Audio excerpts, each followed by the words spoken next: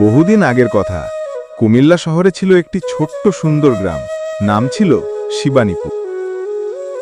এই গ্রামের এক কোণে একটি ছোট ঘরে বাস করতেন বাবা মা আর তাদের 4 ছেলে। বড় ছেলে নজরুল ইসলাম চট্টগ্রামে কাটিং মাস্টার হিসেবে কাজ করতেন। দ্বিতীয় ছেলে তাজুল ইসলাম প্রবাসে কঠোর পরিশ্রম করতেন পরিবারের ভবিষ্যতের জন্য। তৃতীয় ছেলে সাইদুল ইসলাম ঢাকায় টেইলার্সের কাজ করতেন। আর ছোট ছেলে বাদশাহ চট্টগ্রামে হাটহাজারি কাপড়ের ব্যবসা করতেন।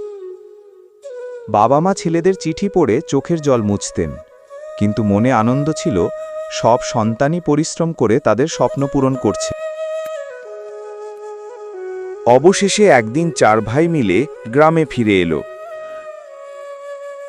তখন 4 ভাই বললেন, মা বাবা, তোমরা আমাদের জীবনের সবচেয়ে বড় সুখ। ভিডিওটি কেমন লাগলো অবশ্যই কমেন্ট করে জানাবেন। ভালো লাগলে অবশ্যই চ্যানেলটি সাবস্ক্রাইব করে দেবেন। ধন্যবাদ।